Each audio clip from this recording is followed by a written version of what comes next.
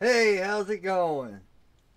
Welcome to the live stream. I was going to listen to the audio, but it's too out of sync. Hope you're having a great day. Let's get this started. So, my first topic, I wish, the worst phrase ever.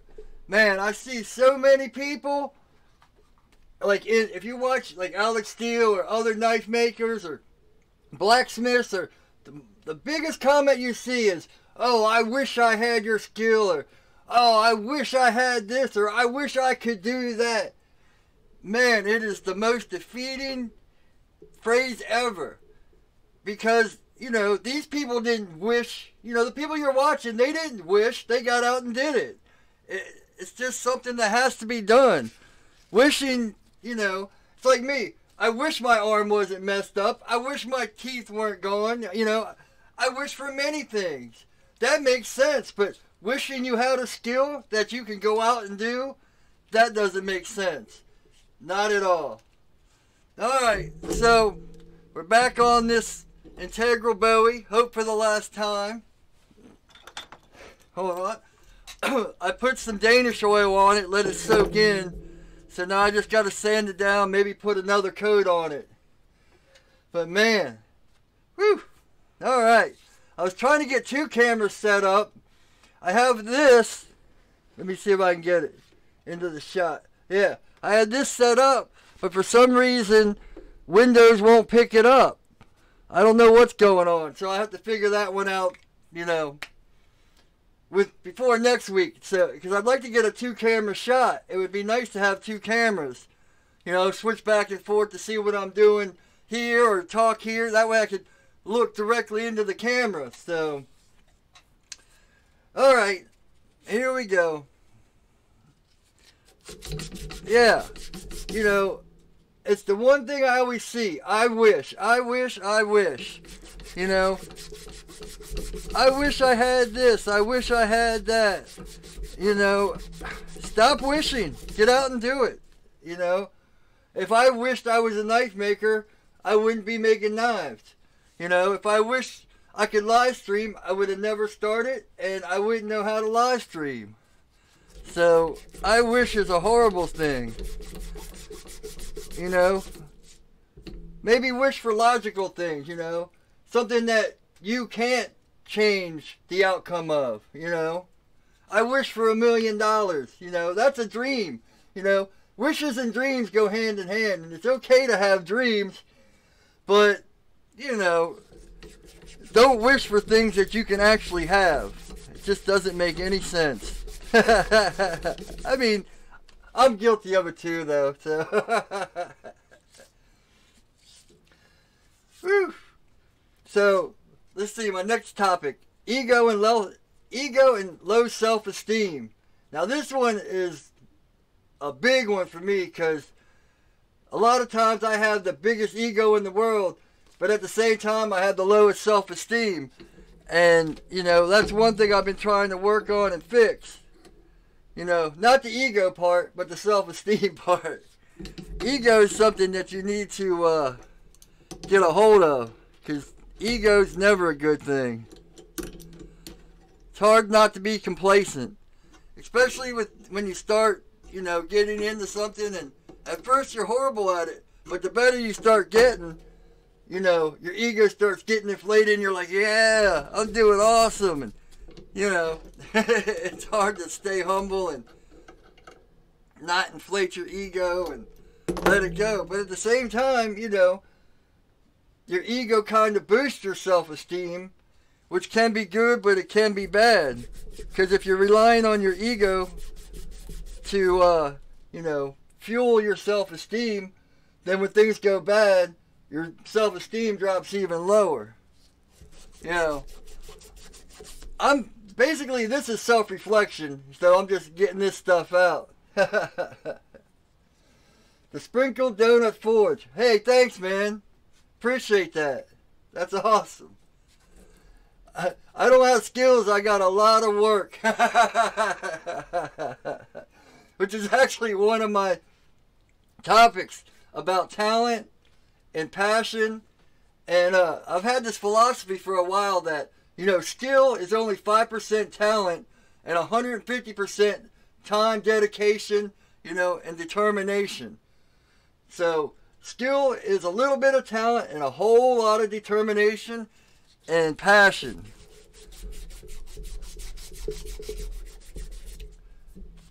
That's funny. So, yeah. But the funny thing is, you know, especially with like knife making and stuff, and I was guilty of this big time. You can always tell when someone's like a new knife maker or like in their first year because they're studying a lot of how to make knives and what to do right and how to do this. And everything they talk about isn't experience. It's what they've read or what they've watched. You know, you see a lot of keyboard cowboys on the forums and all that, man. And they'll tell you, oh, this is how you do it. This is how you do it. And then you ask them, well, have you done it? And they're like, and then you'll hear from them again. And I did that too because, you know, I got just a little bit of knowledge. And I was telling everyone, oh, this is how you do it. This is how you do it. But I had never actually done it.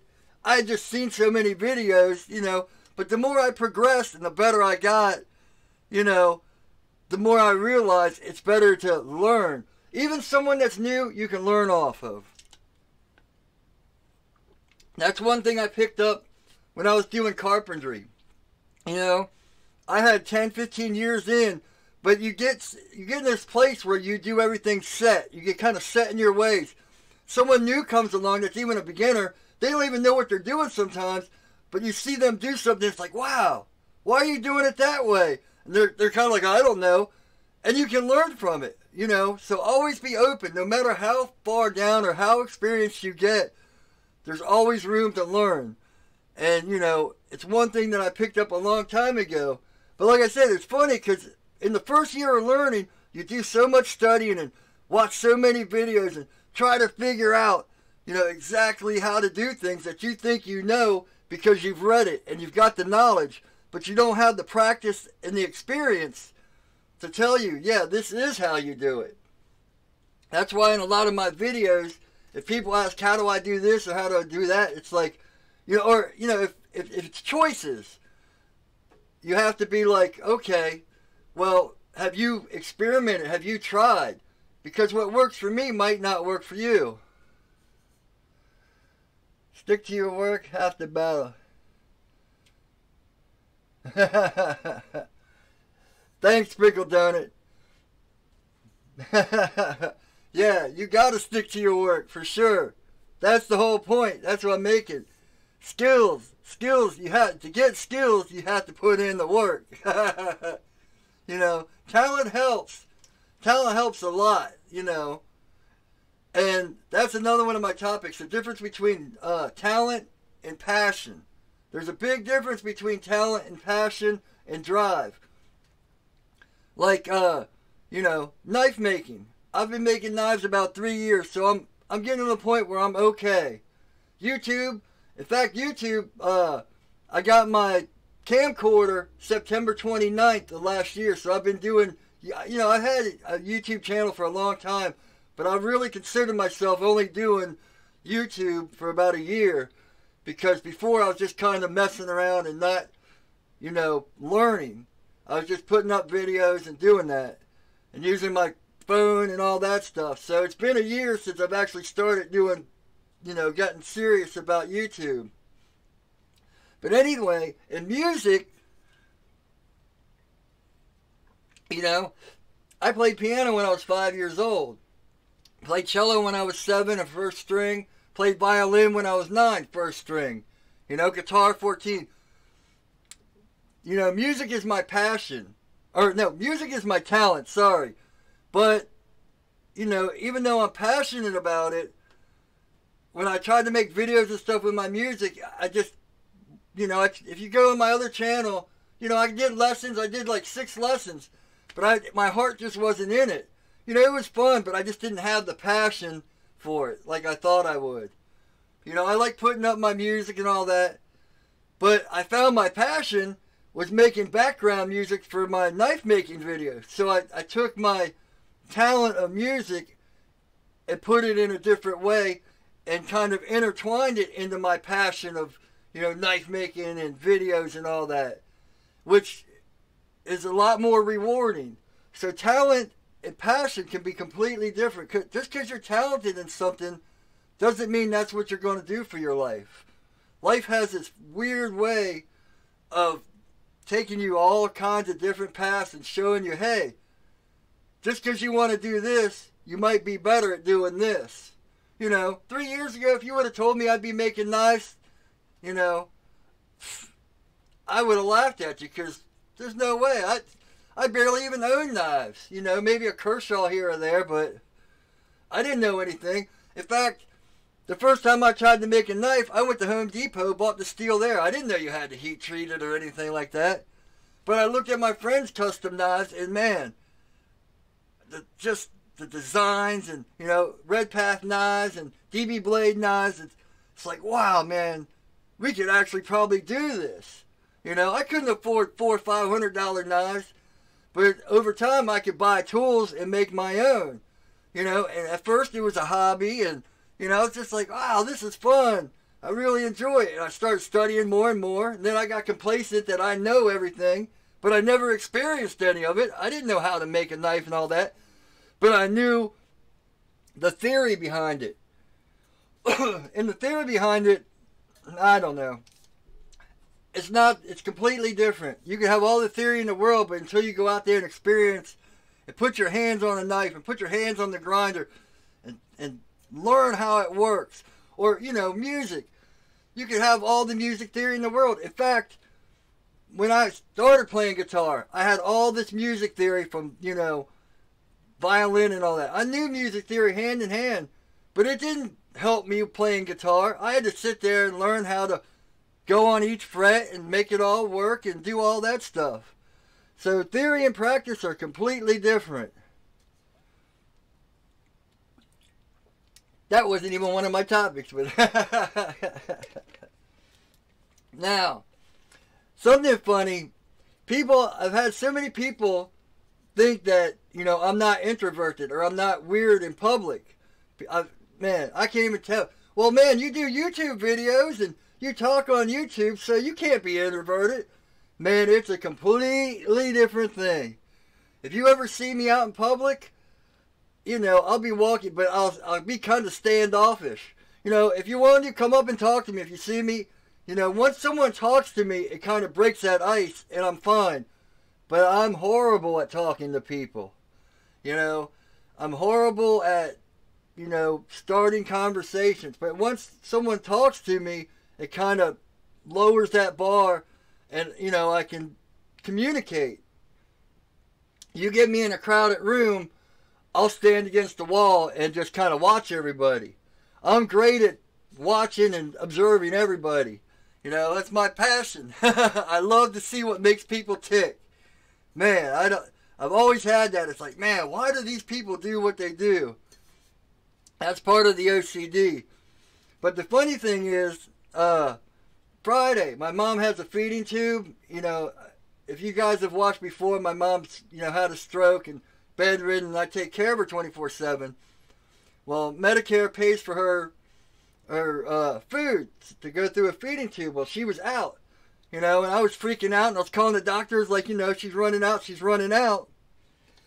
And I even ordered some on Amazon, but it wouldn't be here till Tuesday. All of a sudden, someone calls and says, okay, we can bring by a case. I'm like, okay. So knock, knock, knock on the door. I open the door. Here's this beautiful blonde. I mean, gorgeous. 100 pounds, probably like 5'7". I'm just like, oh my God, what do I do? But that higher level took over because it was my mom's food. So I had to talk. And then, lately I've been trying to push myself, in uncomfortable situations. So she's talking and talking. And I'm like, oh man, I'm so glad you brought this. Now I don't have to go to the store. I can finish editing my videos. Wink, wink. One thing I would have never done before. And then she's talking. She's like, just make sure to tell the doctor that we did good. I was like, did good? He sent a beautiful girl to my door. Which, man, I don't even know where that one came from. But, then she actually even tapped me on the shoulder and stuff. And I was like, man, I'm doing pretty good. completely out of my comfort level. And, you know, I didn't hit on her, ask her for a number, but just the fact that I told, you know, said a beautiful woman's coming to my door was nowhere near anything I would have ever said to someone. But, you know, I just figured, why not, you know? And I just kept talking, and, you know, it was pretty cool. Told her how to find my YouTube channel and all my videos and all that stuff. So, you know, little teeny step. But, you know, after she left, I was like bouncing off the walls, you know, just because it was a fear that I conquered, a fear of talking to someone, you know. It's like, it wasn't even, you know, the fact that this beautiful woman came to my door. It was the fact that I actually conquered a fear or something I would have never done, you know.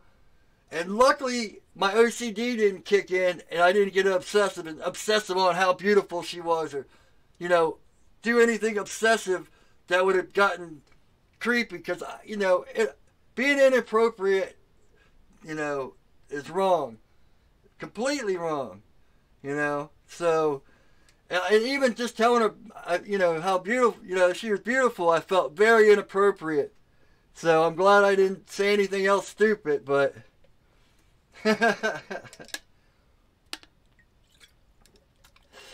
oh man. Woo. So how's everyone doing today? It's been a pretty cool day. I wish I could have got the second camera done so I didn't have to talk over here.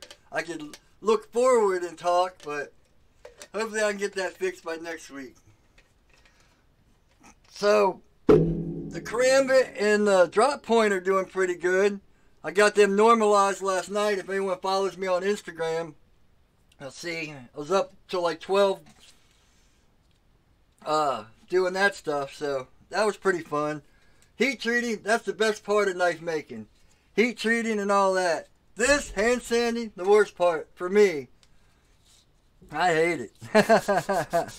But I will say, that chopper, I told her I was a knife maker, and I went and got that big old chopper, and I was like, see, I make knives. She's like, oh my God. That might have been a little bit too far. That probably scared her. That was a little stupid. I should have got one of my little ETC knives. Anyway, yeah. So, I'm starting to try to learn finishing work and, you know, spend time. You know, that chopper was actually the most proud, you know, the knife I'm the most proud of, because I actually spent so much time and effort into it and got it almost perfect. You know, there's a little flaw here and there, but it's as close to perfect, you know, as I can do. I put my best into it, just like this.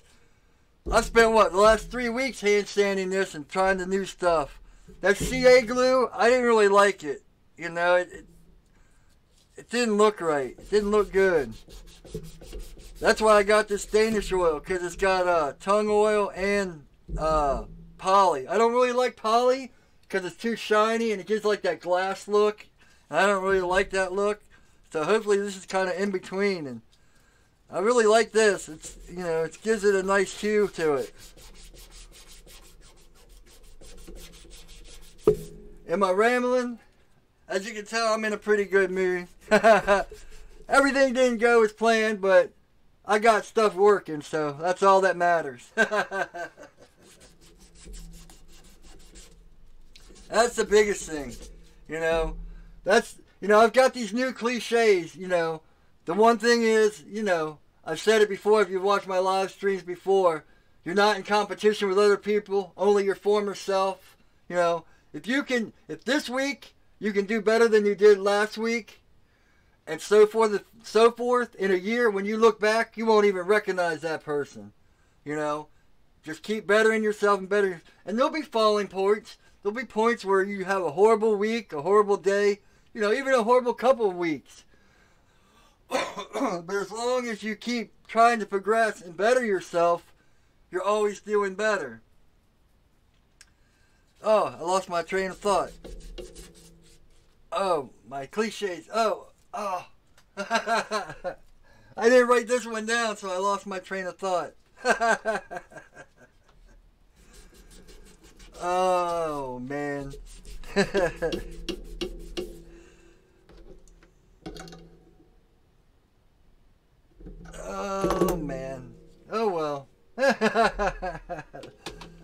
see what we got here on the other things. Oh. See, when you got OCD and ADD, it's a hard mix. Because you're always focused, but then you're always forgetting too.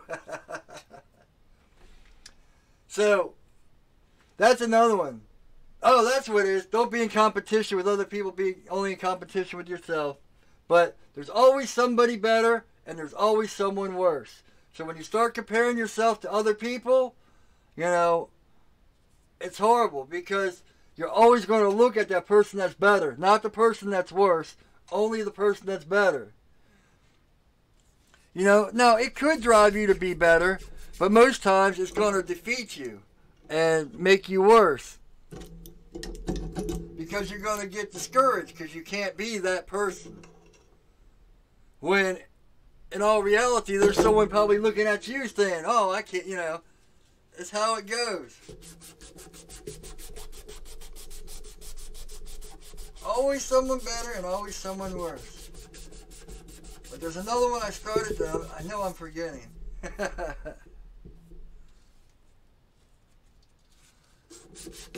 Now it's going to drive me crazy because I'm going to I'm kind of obsessed on it until I watch it later and I'll be like, oh yeah, that's what it was. So another funny thing happened to me. You know, I'm always posting on Facebook and Instagram and all this stuff. And this old timer, he's like, more work, less talk, you know.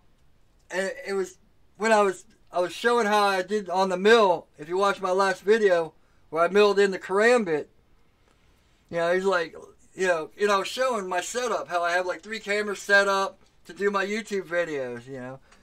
And I just got, you know, all I can think of is, man, more work. I do 4 hours of music, you know, 4 to 8 hours of editing, and then, you know, 4 to 6 hours of making knives. If you want me to do more work, I need more time in the day. It's like, good Lord, I've never worked so hard in my life. Even when I had a job, when I'd go at, you know, at least I'd wake up at 7 a.m. and drive to work, so I had that hour of relaxation to drive. And the hour drive home. This is like non-stop work.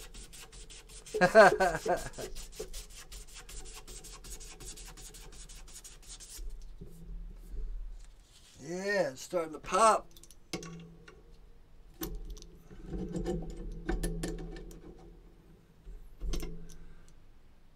Damn, it's already been 20 minutes.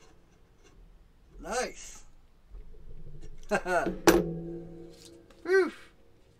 So, that's like one of my last topics. You know, on this, you have to do your own reflection and work on your own problems and, you know, your own insecurities and all that. This is the things I've been working on myself. And hopefully there's someone else out there that has these same problems that are like, wow, maybe I can do that and apply that to my, you know, what's going on with me. And I put the last one, I could be wrong, but I'm going to keep trying till I learn. Wait, I could be wrong, but I'm going to try and learn till I'm right, you know. So even if I am wrong, that's fine. Being wrong is fine. Oh, I remembered the last one. You know, if you haven't failed, you're not trying hard enough. And I love that one. Man, you know, if you do everything that's easy and everything comes easy to you, then you're not trying hard enough. That's a great cliche. Man, that's one of my best that I read and found. Because failure is one of my hardest things to overcome, you know. That's why I didn't get jobs. That's why I made excuses not to get jobs. Or why I didn't have a girlfriend, or why I don't have a girlfriend. Fear of rejection, fear of failure, you know. It's, you know, one of the reasons why I said that to that woman. You know, my fear of failure, oh, she's too hot for me, she's too beautiful. Well, who cares? You know, I said it. You know, I didn't get her number, I didn't get anything. But I said, you know, I did it. You know, I told her, you know, I make YouTube videos. I told her she was beautiful. You know, So I overcame that. But I put myself out there, man, and I was probably shaking like a leaf. Yeah. If you haven't failed, you aren't trying hard enough. That's so awesome. I love that saying. I actually remembered it. Took me a minute. But anyway, yeah. You know, with all this stuff, if this doesn't, you know, if you don't relate to what I'm saying here, that's fine, you know. But find something that, you know, what I'm saying here is very general.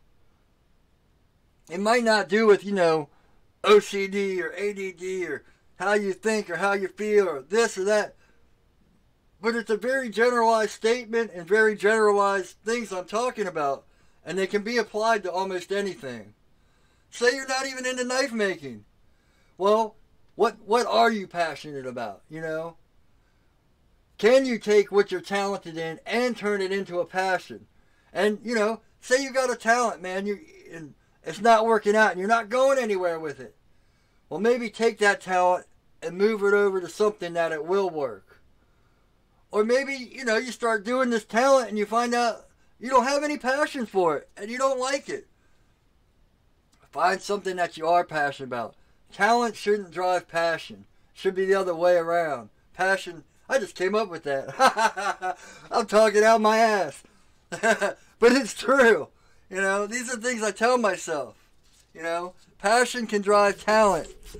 Talent, you know, once you get to a point where you're like, oh, this is too easy, it's no fun. It's not a challenge. You know, challenge yourself. You think I would have been able to make knives like this if I didn't challenge?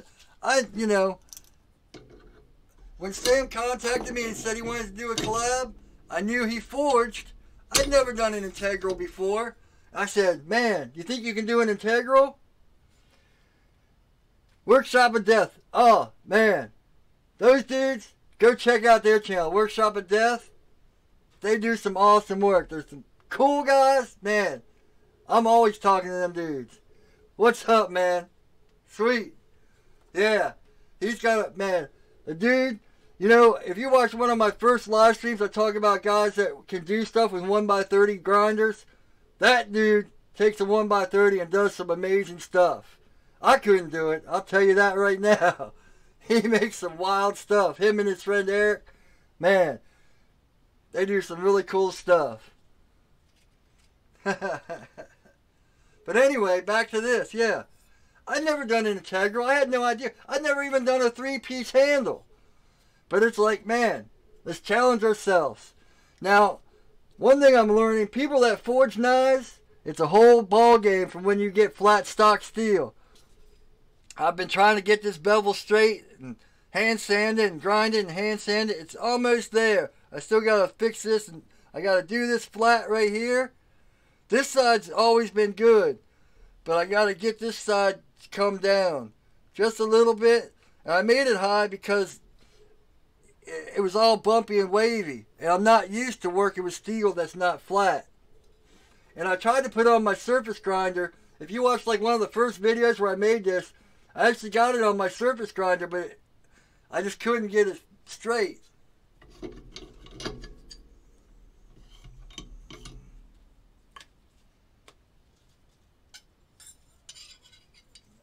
Man, this thing's getting almost too sharp.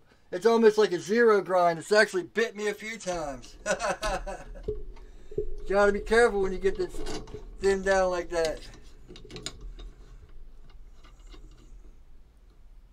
Yeah, if you got, I think I've showed this Knife Maker's Vice. You can see how horrible my welding is. That's one skill I'd love to learn. I wish I could learn. No, I've been trying and trying. Look at these horrible welds. Now that's some goopy crap. But I keep trying and I keep working. I wish I could be a welder. I wish I had this skill. Ah, drives me crazy.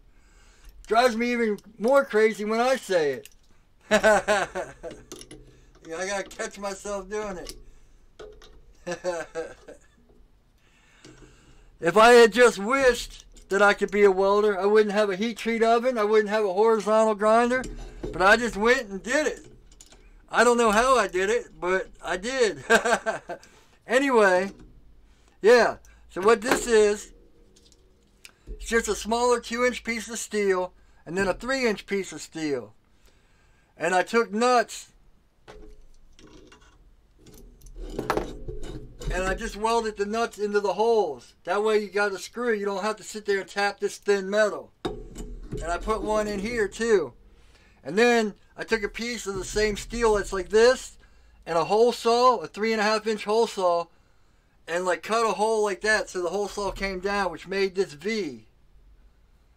Which, it's just going to drop on my face. Yeah, check it out.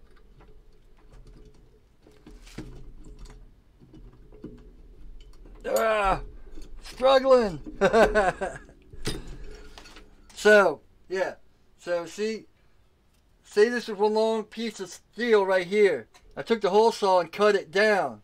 So, say this was the hole saw, in fact. See, it cut out so it fits perfectly around there. Look at those welds. Woo! Good Lord. But, you know what? Like the heat treat oven and like the horizontal grinder, they work amazing. You know, that's one Alex Steel shirt I love. It's not stupid if it works. It's so true. If it works, that's all that matters. And this thing works like a charm.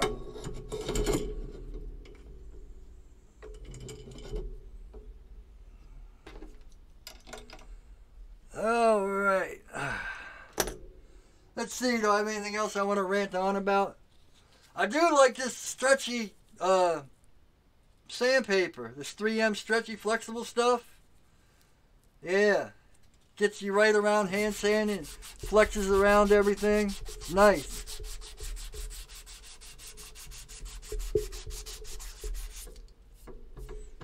What are we doing on time? 3:33. Oh man, it's half evil. Damn. Alright. I think I've ran. I think keeping it to around a half an hour is pretty good. So, I touched on the complacency thing, right? Staying humble, dealing with complacency. Man, lately, because I've had like a couple other guys ask me to do collabs and, you know, say they want to help and do this stuff. And a lot of people are starting to ask me, you know, to check out their YouTube channels. And, you know, I'm starting to get a little bit of groundwork. So my head's starting to inflate. And I got to catch myself because I'm like, you know, start thinking, oh, I'm better than this or I'm better than that. And, you know, you're making little steps. Like I said, you see yourself, you know, every week you're improving more and more. And you look back and you're like, wow, look how far I've come. But then all of a sudden you're like, man, I can't weld 2 sheets of paper with duct tape. Well, keep trying. You'll get it. Duct tape will weld anything. You can do anything with duct tape. That's funny. Use JB Weld. That might work. Oh, man. Yeah. So, I've been catching myself getting complacent over things. And, you know, and I got to step back because I don't know it all. And there's a lot I don't know. Excuse me. Yeah, I mean, there's tons and tons and tons I don't know. But I've actually, like, passed that point. Well, I'm trying to get 1,000 subscribers. I'm about, what, 820, 830? So, I'm getting to that mark. So it's like, man, I'm accomplishing things. And that's where the ego comes in. It's like, yeah, I'm doing it. So, you know, I gotta keep check. In fact, you know, the other thing, when it comes to the social side, like people will, you know, contact me and say stuff, and a lot of times I'll be tired or something, and I don't want to talk to them, and I'll be like, okay. But this one time, it's like, man, just sit here and talk with these. And this dude's been doing photography for a while, and he taught me all these things that I didn't know. And if I had, just been like, oh, I gotta go and blowing them off, I would have never learned these things. So that's one thing I've got to improve on. When people actually, reach out and like, hey, can I help you? Take their help. Because, man, I can't take help. I can't ask for help. I'll be drowning in a river and there'll be 10 people standing there and I'll drown before asking for help. And, I don't know where I get that from. I guess that's part of my, introvert, being introverted. Asking for help is so hard for me, I just can't do it. And I just got to get better at that. So when a dude's like, or the worst part is I'm skeptical. When someone says they want to help me, I think, what do you want from me? If you want to help me, that means you want something from me. You don't want to just help me. You want something. So that's an even worse attitude to have. And man, I've got to really break myself of that, because I catch myself doing that a lot of times. The whole, if it's too good to be true, it's not true, And I've got to still put on the filters, but, I've got to let people help me. And it's the hardest thing to do. I can help everyone in the world and feel good about it, but letting someone help me, it's hard. So, all right. Pity time, right? Okay, so I think I've ranted enough and talked your ears off and all that. Thanks everyone for showing up. If you're watching the rebroadcast, leave some comments. Tell me what you want to hear. Tell me what you think. Leave some feedback. Even if it's negative feedback. I've actually had a couple haters comment, man. It's awesome. I love watching haters, man. It's like, man, I used to feel left out because I never got any hate comments. Then all of a sudden you get these comments of people saying bad stuff, and it's like, yes! I got haters. I'm moving up in the world. All right. Thanks for coming by. Thanks for watching. My affiliate links are down below. My shirts, knives. There's actually a couple knives back up on the site. So I appreciate any of the support. Thanks for watching. And as always, take it easy.